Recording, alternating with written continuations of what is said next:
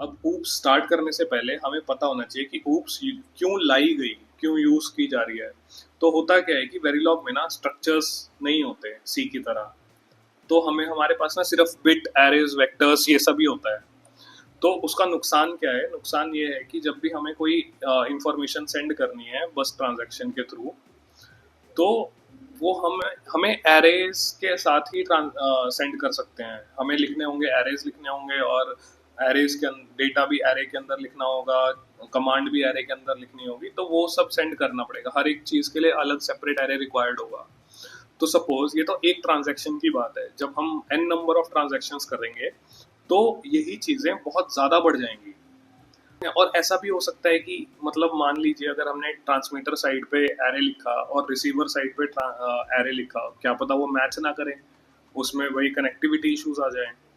तो अब और क्या डिसएडवांटेज हो सकता है? डिसएडवांटेज ये हो सकता है कि जैसे जो कि एरे होता है वो स्टैटिक नेचर का होता है। मान लीजिए अगर टेस्ट बेंच के अंदर हमें 100 एंट्रीज लिखनी है और पर टेस्ट रिक्वायर कर रहा है, टेस्ट मांग रहा है कि भाई 101 एंट्री होनी चाहिए, तो हमें क्या करना पड़ेगा? हमें पूरा सोर्स कोड एडिट करके पूरा रिकम्पाइल करना पड़ेगा और सोर्स कोड का साइज चेंज करना पड़ेगा। तो वो फिजिबल नहीं है पूरा चेंज करना दोबारा से टेस्ट के अंदर जाके। तो इसके लिए हम ऊप्स के कंसेप्ट लेके आए। तो ऊप्स क्या करता है? ऊप्स ना जो जो हमने पिछले डेटा टाइप्स पढ़े थे काफी सारे, उन सबको ना एक डेटा टाइप सब कुछ टाई कर देता है एक साथ फंक्शंस और टास्क के फॉर्म में।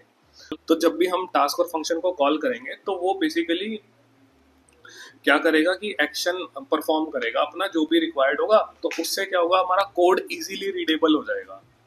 तो इसीलिए हम ऊप्स को यूज करते हैं ताकि हमें इजीली बड़ा कोड हम इजीली पढ़ पाए।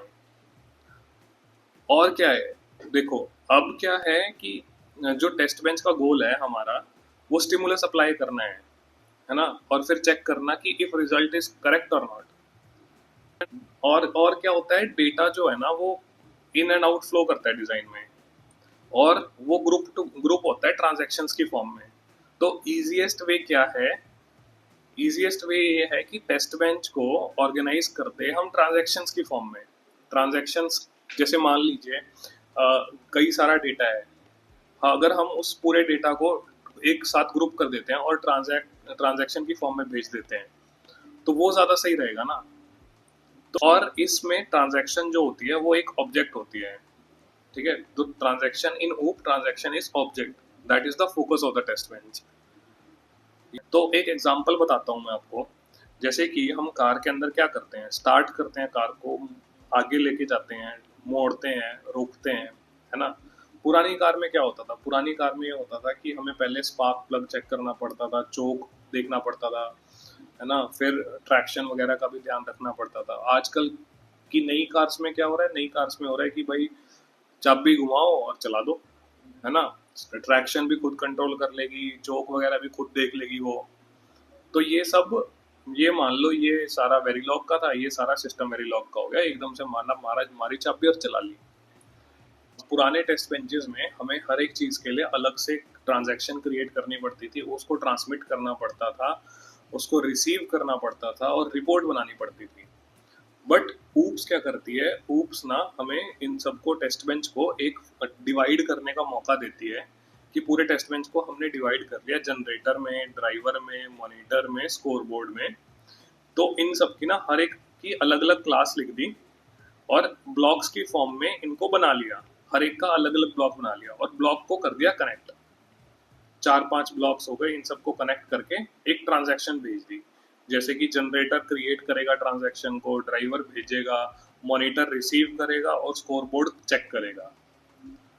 तो ये अलग अलग क्लासेस हैं, जिससे तुम्हें पता लग जाएगा कि यार अगर मेरे को यहाँ पे ये जनरेट कर रहा है ट्रांजैक्शन, तो क्या जनरेट कर रहा है, ड्राइवर क्या भेज क्या रहा है, मॉनिटर ले क्या रहा है, स्कोर बोर्ड चेक कर रहा है कि ठीक है भी कि नहीं है। तो हमारे क्या करता है, ऊप्स टेस्ट बेंच को डिवाइड कर देता है एंड चेक करता है कि कम्युनिकेट कैसे कर रहे हैं वो। ये था इंट्रोडक्शन ऊप्स का। अब हम देखेंगे कि क्लासेस क्या होते हैं आगे नेक्स्ट वीडियो में।